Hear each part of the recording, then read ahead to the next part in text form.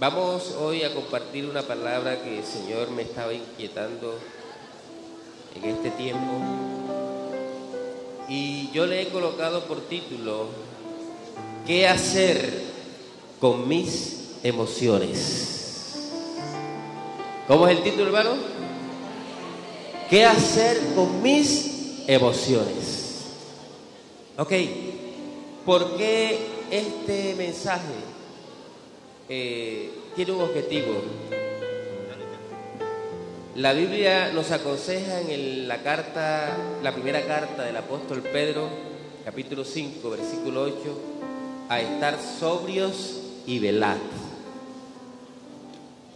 ¿Qué significa estar sobrio?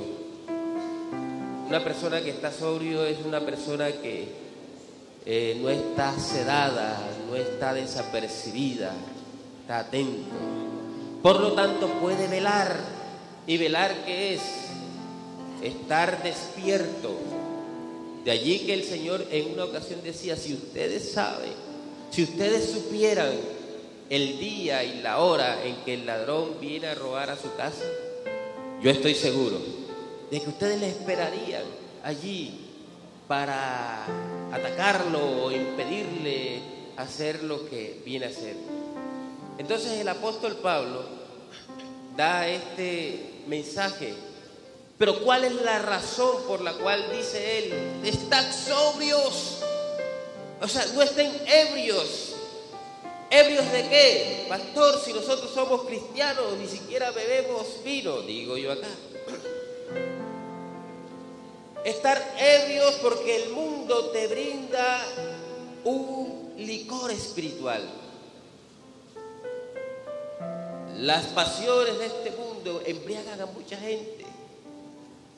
Como lo dice el libro de Santiago, cuando él se hace una pregunta y dice, ¿de dónde vienen vuestros pleitos y vuestras contiendas?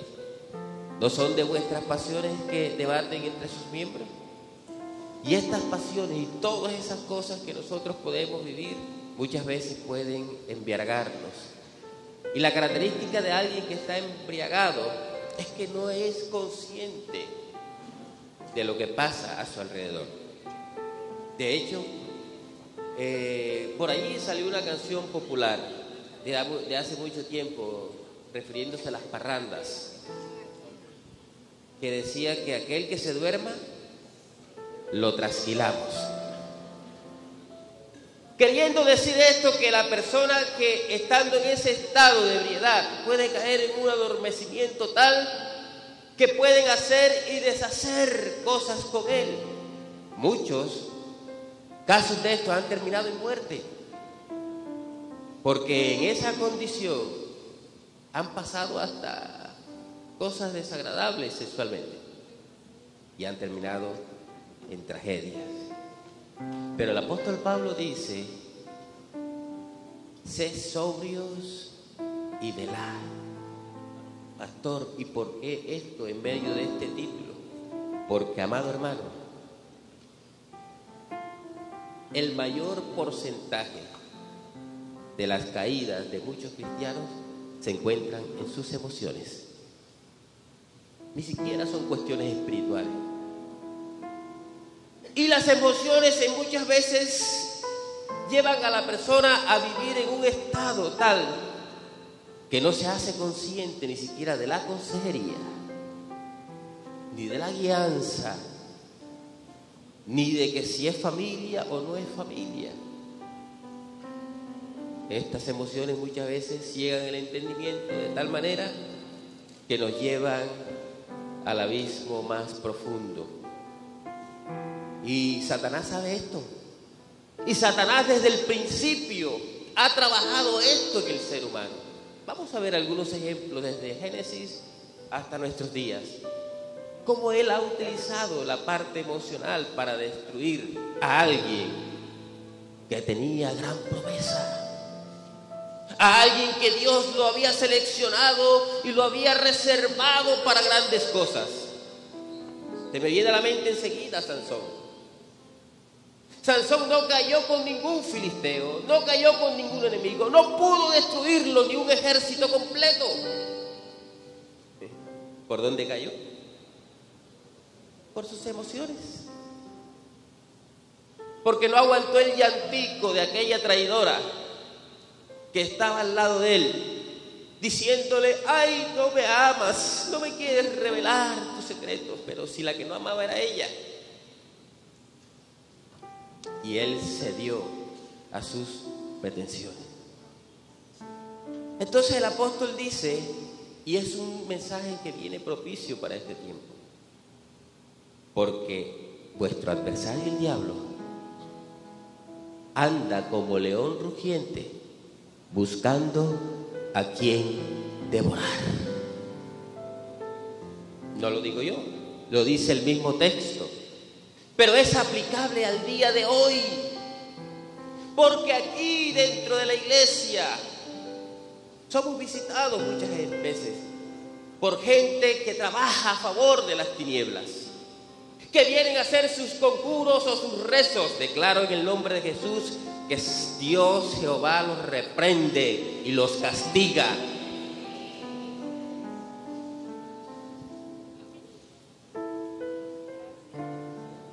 Y comienza a tocar los corazones de la gente, comienza a destruir desde adentro. Entonces el objetivo de esto es hacernos a nosotros apercibidos, darnos a nosotros herramientas para saber qué hacer con nuestras emociones. Porque, hermano, mientras usted esté vivo, usted va a ser tocado en las emociones. Usted es sensible. Entonces el apóstol dice: sed sobrios y velad, porque vuestro adversario el diablo, como león rugiente, anda alrededor buscando a quien devorar. Ahora, yo recuerdo hace unos días yo enseñaba sobre la composición del ser humano y decía que el ser humano está compuesto por espíritu, alma y cuerpo. Muchas veces el enemigo ataca el cuerpo con enfermedades, con situaciones que vienen, por puertas que se le abren a través del alma. Y muchas veces el espíritu nuestro llega a estar en una condición tal de muerte por puertas que se abren a través de las decisiones, por la voluntad nuestra que nosotros decidimos hacer o no hacer cosas. ¿Y dónde reside eso? En el alma. El alma está compuesta por la voluntad, está compuesta por las emociones y está compuesta por el intelecto. O sea que nosotros somos doblemente tripartitos: espíritu, alma y cuerpo. Lo ideal del hombre es que el hombre sea gobernado, que el jinete de ese caballo, de ese ser, sea el espíritu. Porque cuando el espíritu gobierna, su alma prospera. Amado, mi deseo es que seas prosperado en todas las cosas, así como prospera tu alma. Y no hay otra forma de que el alma del hombre prospere si no es cuando el espíritu del hombre está gobernado por el Espíritu de Dios. ¿Estamos claros hasta ahí? Okay. Cuando el espíritu gobierna, el alma reposa y el cuerpo vive bien. Pero hoy vemos, y usted lo puede ver en los centros comerciales, en la televisión, vemos cantidad de gente que son gobernados por el cuerpo. Su culto no es alimentar su espíritu para estar bien, y su culto es alimentar las piernas, las pompis, ponerse no sé qué, quitarse no sé a dónde. Porque el culto, el centro de ellos es el cuerpo. Invierten tiempo, dinero excesivamente para mantenerlo así. Ok, hágalo. Él es el templo del Espíritu Santo, hay que cuidarlo. Pero compaginadamente o paralelamente a eso, y aún mayormente, debe invertirse en el Espíritu. ¿Y cómo se invierte en el Espíritu, pastor? Usted hoy está invirtiendo en su espíritu. Le felicito. Alabo a Dios porque usted está en este lugar. Amén.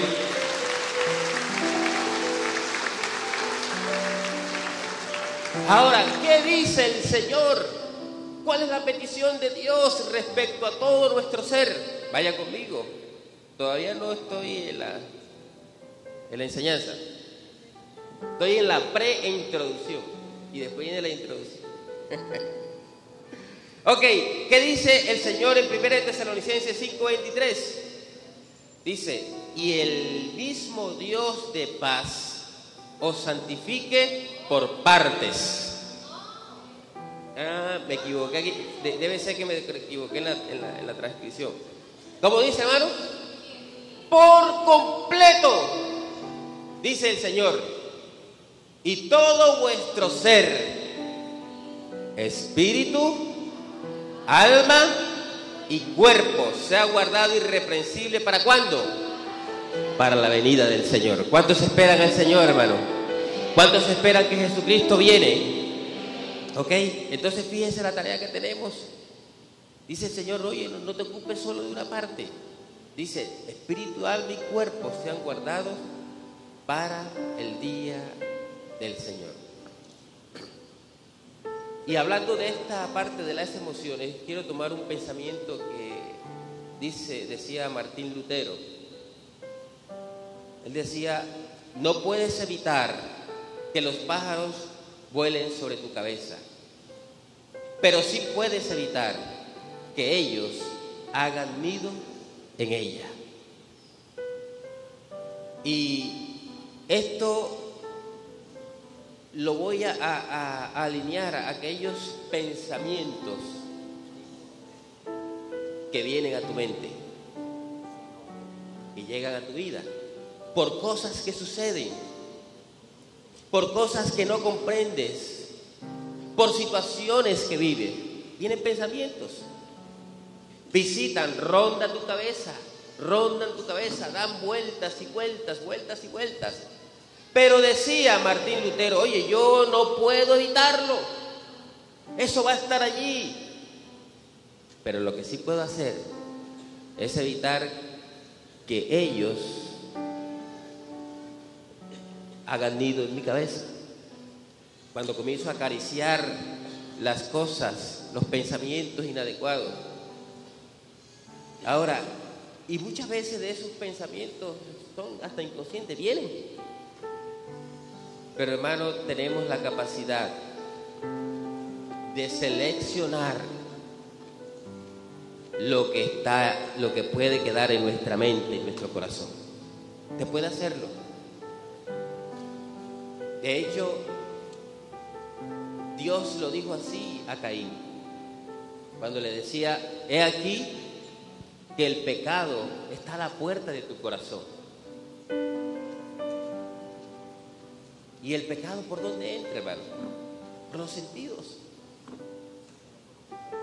¿Y el pecado cómo se incuba en nosotros? A través de la voluntad.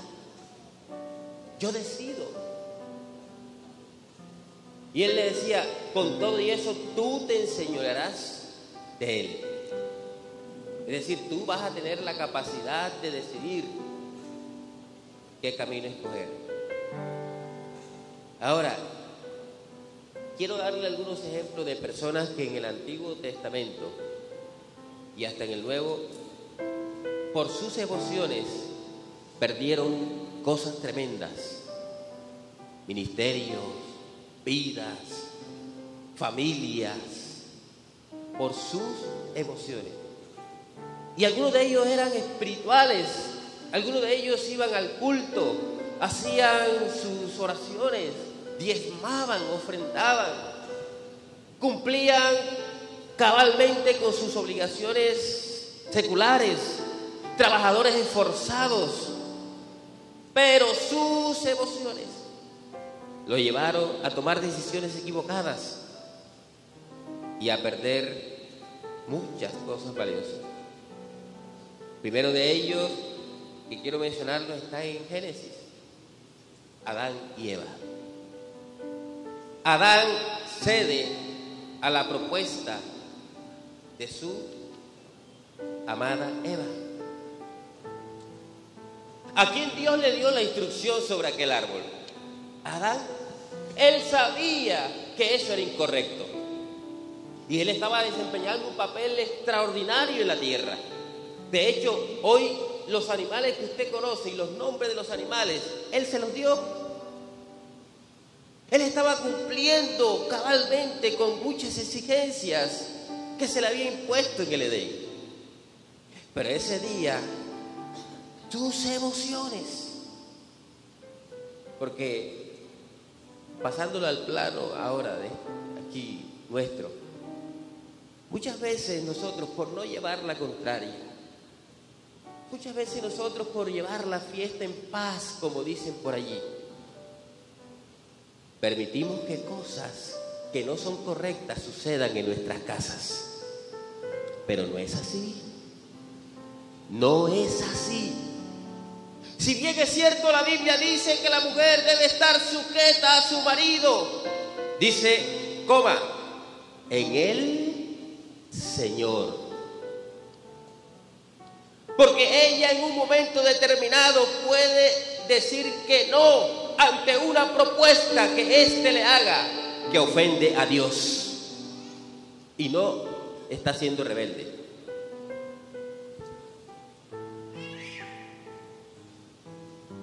Adán podía haber dicho que no. Ahora, hermano, ¿qué perdieron ellos? Todo. Vida eterna, salvación, comodidad, todo lo perdió. Comunión con Dios. Luego de allí se desprende una cantidad de situaciones emocionales, porque el hombre quedó mortalmente herido en sus emociones. Porque Satanás le metió un virus al cual le decía, no, es que Dios es malo, es que Dios no quiere que seas igual que Él. Y comenzó él a acariciar esos pensamientos, y de allí hasta el día de hoy el hombre sigue acariciando pensamientos del reino de las tinieblas, a veces disfrazado de ángel de luz, como dice la palabra de Dios. Entonces vemos más adelante en el capítulo 4 a un hermano asesinando al otro hermano. ¿Por qué, hermano? Las emociones. Sentía envidia. Su pensamiento comenzó entonces a anidar o a atesorar cosas. Dios lo prefirió a él, a mí me rechazó. O sea, comenzó a atesorar cosas. Y estas cosas lo llevaron a ser un asesino. El sacerdote Elí. ¿Qué perdió Elí? Perdió su sacerdocio y perdió la descendencia de su sacerdocio. Cuando por sus emociones no quiso corregir a sus hijos. Él sabía que sus hijos estaban haciendo lo malo en el templo. Él sabía que sus hijos metían a prostitutas en el templo a tener sexo con ellas. Él sabía que ellos tomaban de las ofrendas y violaban los preceptos de Dios. Él lo sabía. Y Dios en su misericordia un día le mandó un profeta para que le dijera que corrigiera a sus hijos. Sin embargo, él no accedió. Los dos murieron, sus hijos, y luego él también muere. Emociones. Moisés casi muere también. Dios lo llamó para cumplir una tarea importante. ¿Cuántos llamados del Señor hay aquí, hermano? Todos somos llamados del Señor. Todos tenemos una tarea importante que cumplir. Pero a mí me llamaba la atención, o me llama todavía, que cuando el Señor lo llama a él a ir a Egipto, dice que cuando él salió de camino, dice, en el camino le salió al encuentro el Señor y quiso matarlo. Y yo no entendía por qué. ¿Cómo es que si él lo llamó para cumplir una tarea y ciertamente se iba a cumplir, cómo le sale al encuentro para matarlo? Y era que él era conocedor de lo que Dios exigía para él y para su familia. Y la mujer enseguida como que tuvo la revelación y cogió el hijo y cogió un pedernal afilado y le cortó el prepucio al hijo. Porque él debía cumplir. Pero quizás antes él no le había dicho, no, tranquilo, como ella es de allá, de Madián, yo soy de aquí, vamos a llevar las cosas así. No quiero tener problemas, quiero tener mi vida en paz. Nuevo Testamento. Zafira. ¿Sabe quién es ella? La mujer de Zafiro. No, mentira. La esposa de Ananías.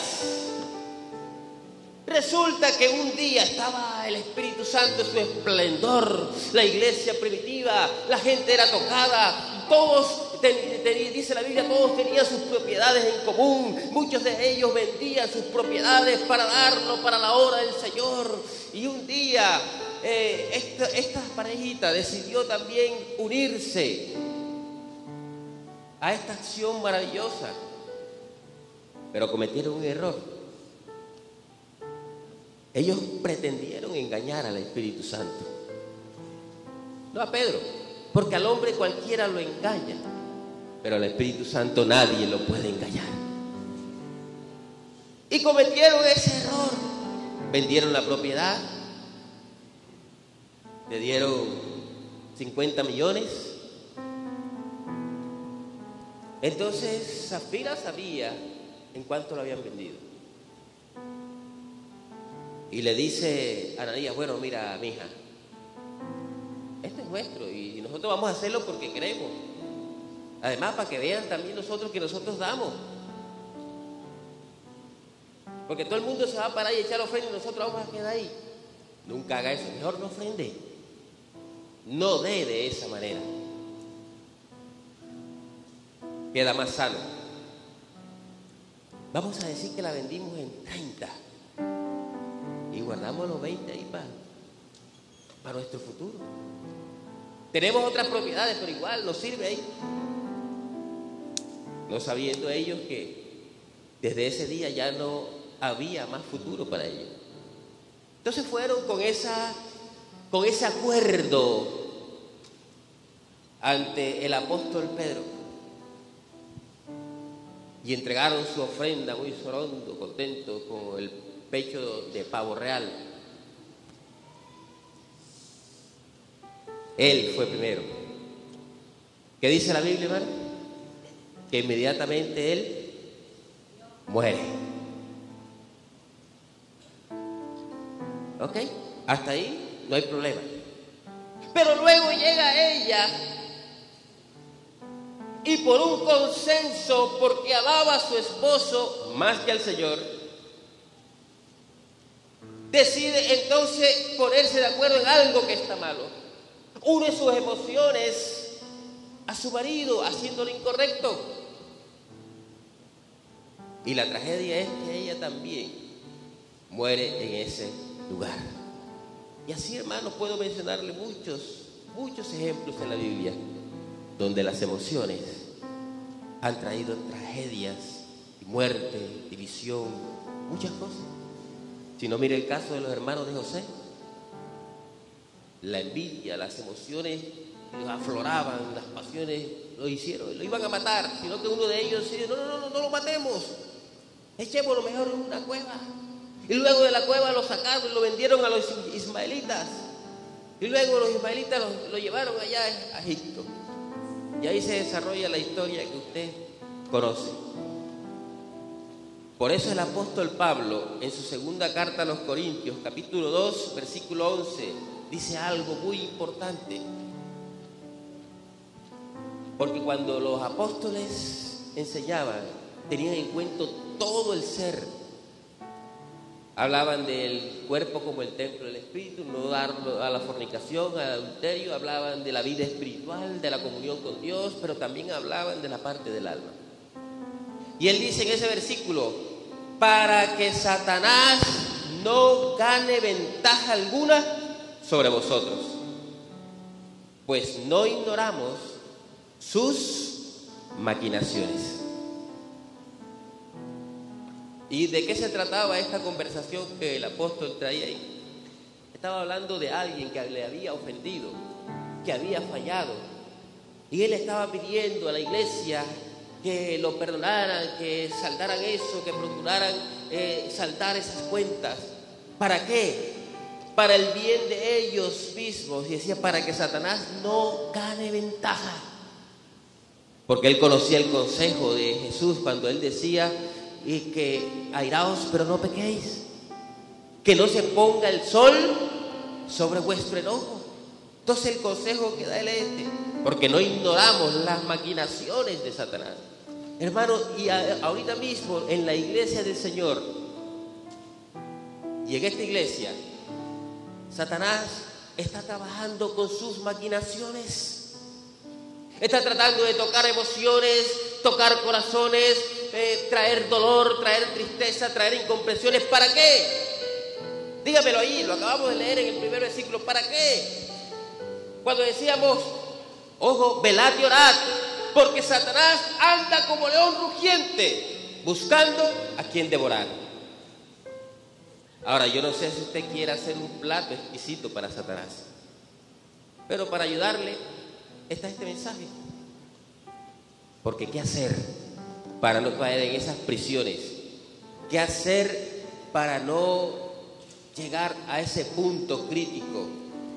Porque le voy a decir algunas cosas que la parte emocional produce. Cuando no se maneja bien, esto trae cautividad.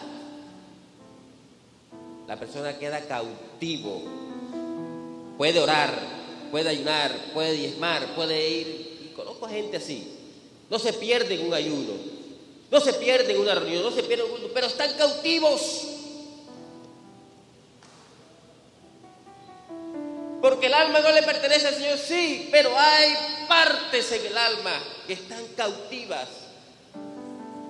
Y esto es producto de la fragmentación del alma.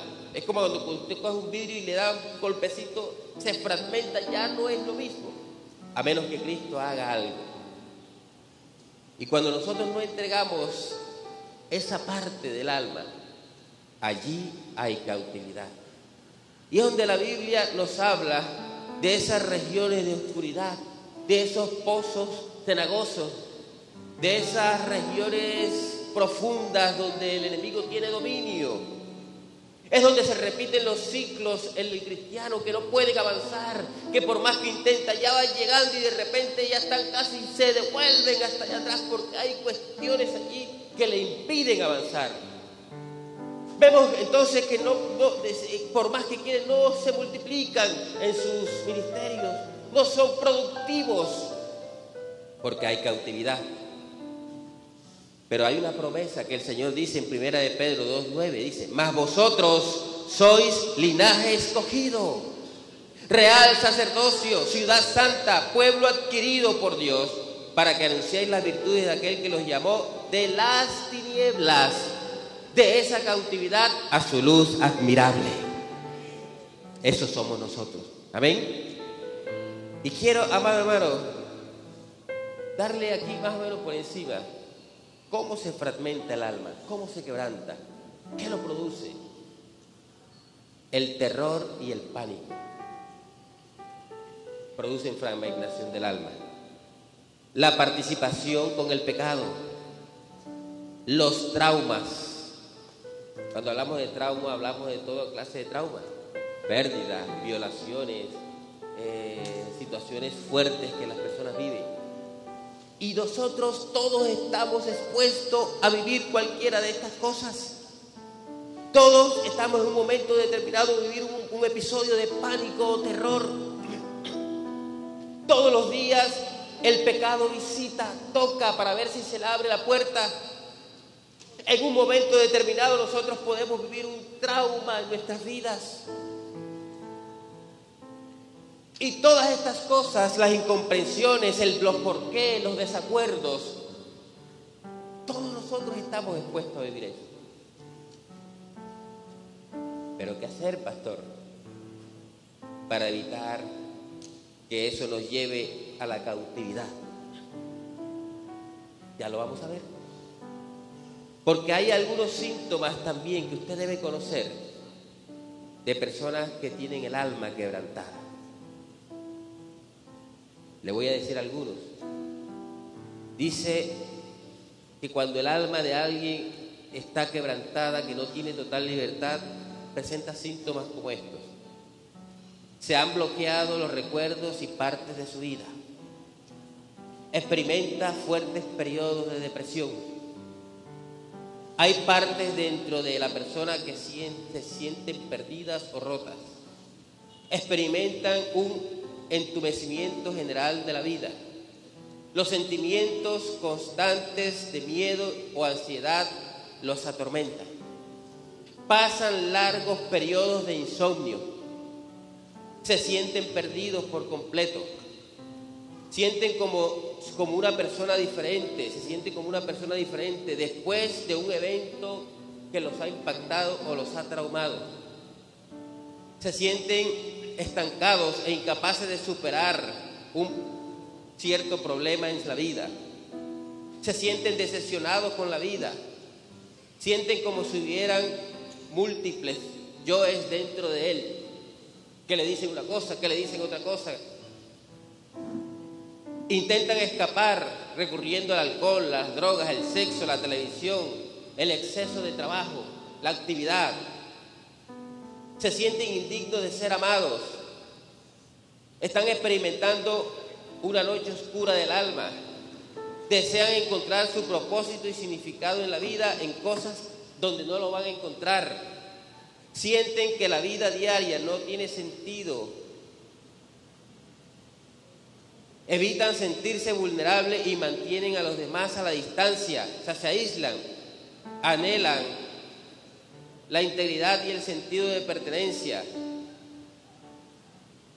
A veces sienten que no tienen el control de sí mismos, y etcétera, etcétera. Muchos de esos síntomas se presentan allí. Pero, amados hermanos, esto, si no se trata de la forma correcta, puede terminar en enfermedades emocionales, como cuáles, como la tristeza, la ira, la amargura, resentimiento en los corazones, abusos emocionales, actividad sexual ilícita. Todas estas cosas pueden llegar allí. Pero vamos a ver hoy qué hacer con esas emociones. Porque hay un contraste en la palabra de Dios. De todos esos personajes hay uno que también vivió situaciones difíciles.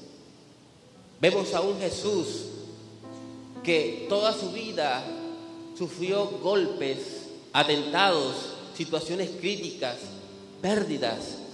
Sin embargo, Jesús mantuvo sus emociones en el lugar correcto. Miren lo que vivió él. Jesús experimentó que sus hermanos no creyeran en él, que el liderazgo religioso se levantara en su contra, falsas acusaciones constantes, las discordias entre sus discípulos, la hipocresía de la gente, el rechazo constante, la traición. Todo esto lo vivió Jesucristo mientras estuvo en la tierra.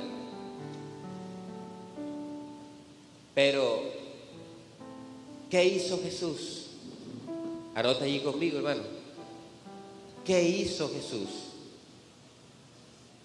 Porque usted tiene que saber esto, porque hoy las heridas emocionales en la vida del creyente quizás las causan las personas de adentro. El esposo hiriente con su esposa, la esposa que deshonra y respeta al esposo, los hijos que desobedecen a los padres que exasperan a sus hijos, los discípulos que no caminan, que hasta hablan mal, murmuran de sus líderes, los amigos que traicionan. Pero todo esto Jesús nos demostró que puede ser manejable. Y lo primero que Jesús nos enseña en su palabra es que cuando estas emociones quieran venir a derribarnos, a tumbarnos, a desviarnos del propósito divino, lo primero es ir al lugar correcto. Es allí. Es el primer paso que debemos hacer. Que vino el hermano, discutió con la hermana, que le prestó un dinero, que no lo pagó, que hoy no me saludó, que me dijo, que murmuró contra mí. Sí, todo eso se va a presentar en esta y en todas las iglesias. No hay iglesia perfecta. Pero cuídate tú de no ser uno de los murmuradores. Cuídate tú de no ser uno de esos que lleva y trae para un lado y para otro. Porque la Biblia también habla fuerte acerca de esas personas. Cuando el Señor dice 6 cosas, aborrece el Señor. Dentro de esas cosas está todo esto que he mencionado: derramar sangre, poner en pleito a los hermanos y todo lo demás. Pero ¿qué hacer cuando somos impactados? Cuando un trauma de esos viene a nuestra vida. Porque todos nosotros, de una u otra forma, vamos a perder seres queridos. Todos nosotros vamos a vivir situaciones donde nos van a defraudar, donde nos van a traicionar. Todos nosotros vamos a experimentar desiertos, situaciones que vamos a pasar en esta vida. Pero el Señor siempre es un Dios que se anticipa y dice: te voy a anticipar la manera en que debes actuar. Y si alguien cae y se desvía después de esto, ya ahí el Señor, ¿qué más puede hacer el Señor? Entonces lo primero que Jesús hacía al vivir cada día esas situaciones, cada día esos momentos de rechazo, cada día esos momentos de crítica, de tentación y de cosas, Jesús iba al lugar correcto. ¿A dónde? Jesús iba a la presencia del Padre. No vemos a un Jesús allá llevándole el chisme: ay mamá, mira lo que hicieron, o llevándoselo al hermano. No, él no era ese. La Biblia dice que muy temprano se levantaba a orar y muy tarde en la noche lo hacía. Yo me imagino que en las noches es lo que era, venía y recogía todo lo que había vivido. Señor, limpio mi corazón de esto, Señor, como ser humano. Y en la mañana él se preparaba y decía: Señor, sé que voy a enfrentar situaciones, sé que van a haber desaires, sé que van a haber tentaciones. Señor, ayúdame, manda tu presencia conmigo. Él iba al lugar correcto. La pregunta hoy es: ¿a dónde vas cuando eres tocado en tus emociones? Yo recibía un testimonio de una hermana que apreciamos mucho, que hoy es una de nuestras líderes, pero ella pasó por un momento de crisis en su vida. Ella me contaba: pastor, yo murmuraba con mi marido de los pastores.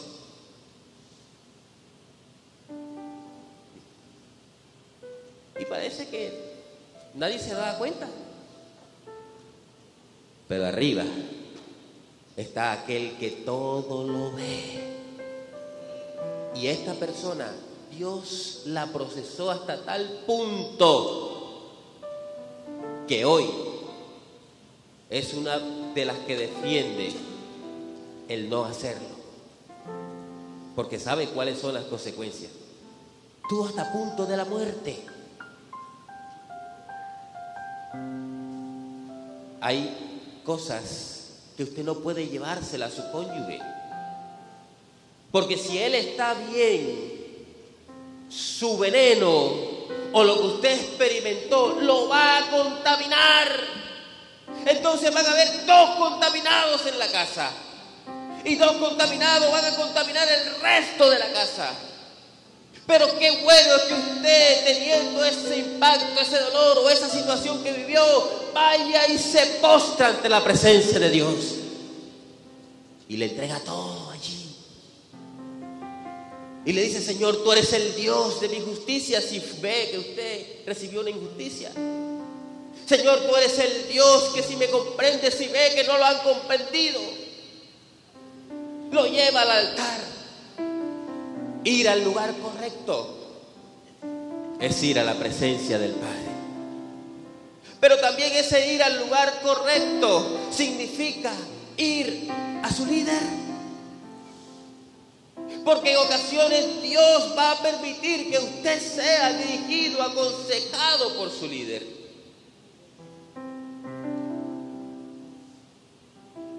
Pero ¿qué hacemos a veces? Y este es un consejo que siempre damos. Si usted tiene un problema, una situación, no vayan de su consiervo que quizás está por debajo de usted. Aunque lo vea que ore, que sea espiritual, no vaya allí. Vayan de su líder. Llegue allí, que para eso Dios lo colocó, para bendecir su vida, para aconsejarle, para guiarle. Porque en ocasiones ir ante una persona de menor rango o más abajo o igual trae también consecuencias desastrosas. Porque a veces el oyente al que usted le va a confesar o le va a decir algo para que oremos, ay, mira, acompáñame en este momento de oración, estoy viviendo esto. Aquella persona quizás está viviendo otra situación y unida a esta entonces va a hacer que su corazón, en vez de darle un consejo, también ella se enoje con la persona que le hizo el agravio a usted. Entonces se va acrecentando el problema, se va acrecentando el tumor. Pero ¿sabe qué nos dice el Señor hoy? Como esa canción dice, en el altar te conocí y en el altar me quedo. Vayan al lugar correcto. Cuando tus emociones sean tocadas, cuando el enemigo quiera venirte a derribar, porque él lo va a intentar una y otra vez, ve al altar de Dios. O ve donde la persona que te dijo, Dios, que era el líder tuyo. Y hay una promesa que el Señor la coloca hoy para que usted pueda ir con confianza a ese trono, a esa presencia de Dios. Decía el Señor, venid a mí, todos los que estáis trabajados y, ¿qué más? Y cargados, que yo os haré descansar. Amados hermanos, el enemigo es tan astuto que muchas veces reviste nuestras palabras con espiritualidad.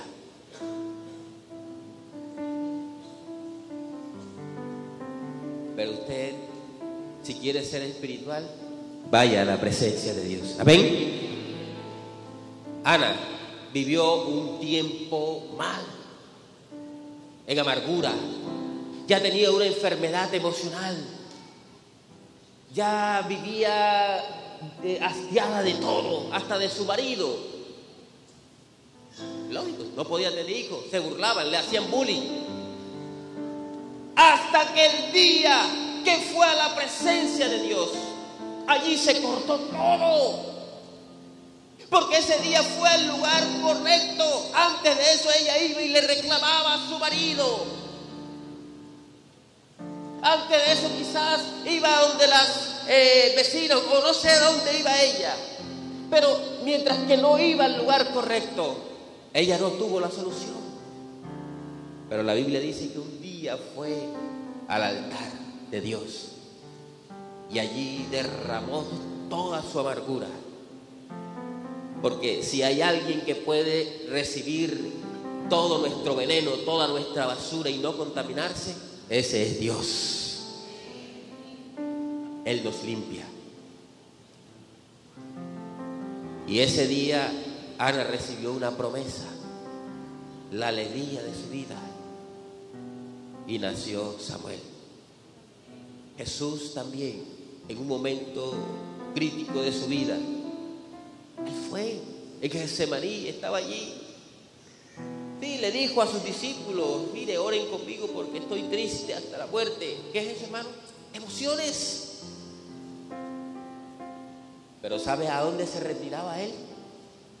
Al lugar correcto, a la presencia de aquel que lo podría ayudar, el Padre. Y asimismo David Dice: mi anhelo es por la casa de Dios. Salmo 100. Pero también la palabra de Dios nos enseña, o Jesús también nos enseñó, que cómo tratar mis emociones, qué hago con mis emociones. Dice que para llegar a ese lugar, para llegar a tener esa respuesta, segundo, yo debo quitar los estorbos de la oración.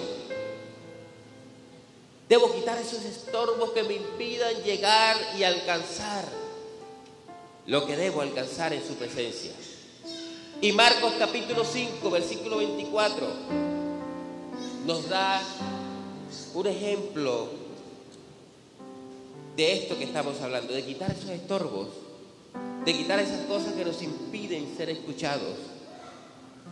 Y dice: deja allí delante de Dios, del altar, tu ofrenda, y anda, reconcíliate primero con tu hermano, y entonces ven y presenta tu ofrenda. Y aquí hablamos de algo físico, pero también vamos a hablarlo de nuestra ofrenda de adoración, de nuestra ofrenda de llegar ante la presencia de Dios y decirle: Señor, yo te amo, Señor, yo te bendigo. Pero dice el Señor allí: quita todo estorbo que pueda impedir que tu voz sea escuchada. Y noten que dice la palabra de Dios: si tú te presentas ante el altar y llevas esa ofrenda, y dice: y si te acuerdas de que alguien tiene un problema contra ti, ni siquiera eres tú, sino que alguien tiene un problema contra ti, ven, reconcíliate. Haz que eso no se convierta en un impedimento para que yo pueda escuchar tu oración. Creo, amados hermanos, que Dios quiere hoy limpiar a su iglesia y sanar sus emociones. Hay una canción que dice: Jesús secó mis lágrimas, lo que anhelaba. Porque Él es un Dios que sabe sanar nuestras heridas, que sabe limpiarnos. El bálsamo de su presencia está aquí para darnos esa sanidad. ¿Y por qué este punto, pastor? Si estamos en una iglesia cristiana, sí. Pero yo sé, he tenido conocimiento dentro de ministerios que hay enemistades, que hay expresiones como que no me cae bien, como que yo no le hablo. Eso no puede ser, hermano. Porque entonces tus oraciones están siendo estorbadas. Porque entonces tus emociones no podrán ser descargadas. Porque no podrás llegar al lugar correcto con libertad. Y Dios quiere que la iglesia pueda tener libertad en todas las áreas. Sobre todo cuando sabemos que el enemigo está arreciando, que está atacando, que está tratando de tocar corazones y destruir vidas.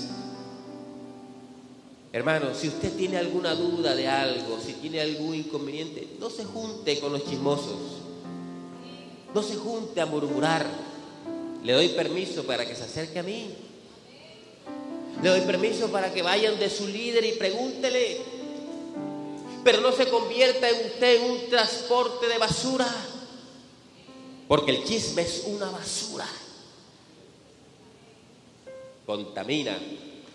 Te hace maloliente. Que cuando quieres quemar adoración en el altar, es como si mezclaras unos huevos podridos con incienso. Estás echando tu oración, pero ahí huele algo mal. Se convierte en un olor extraño. Y nosotros sabemos lo que pasó en el Antiguo Testamento cuando algunos sacerdotes quisieron elaborar su propio incienso. No, el Señor dijo que eran tantos de tantos, esto aromática, uña de no sé qué. No, pero yo le voy a echar esto que me parece a mí que es mejor. Dios los fulminó. Porque el Dios que nosotros servimos es un Dios santo. Él nos ama. Dios es amor. Pero también es un Dios que se hace respetar. ¿Que Dios tiene misericordia? Sí. Pero no abusemos de su misericordia. Amén. Y por último, para que oremos, ¿qué hago con mis emociones? ¿Qué hacer cuando soy tocado, fragmentado, cuando algo viene a derribarme y a destruirme? Vaya a la presencia de Dios. Vaya al lugar correcto. Quite todo estorbo. Y tercero, use las armas espirituales. ¿Por qué? Porque la Biblia dice en la segunda carta a los Corintios, capítulo 10, versículo 3 al 6. Dice, pues aunque andamos en la carne, dice el apóstol, queriendo decir, yo estoy aquí, vivo en esta tierra, soy susceptible a cualquier situación, estoy propenso a vivir cualquier situación difícil, cualquier trauma. Estoy expuesto a lo que pueda pasar en esta vida. Pero dice él, a pesar de que vivo así en la carne, yo no milito según la carne. Porque las armas de nuestra milicia no son carnales, sino que son, ¿qué, hermano? Poderosas en Dios para la destrucción de fortalezas y argumentos y toda altivez que se levanta en contra del conocimiento de Dios. Fíjese, hermano, aprenda algo allí. El propósito de los argumentos de la altivez es que usted desconozca a Dios.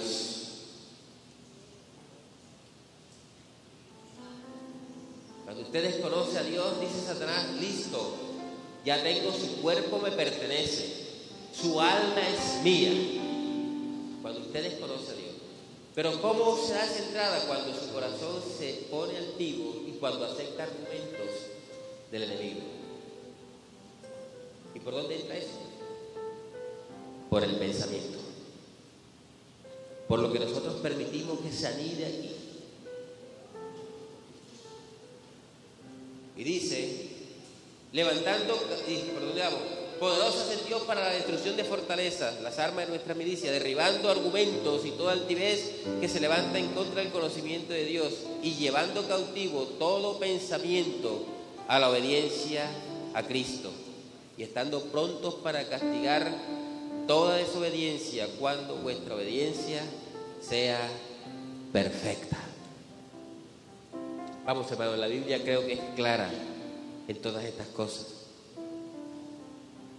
Y en cuanto a este punto, Jesús nos enseñó la manera correcta de usar esas armas espirituales.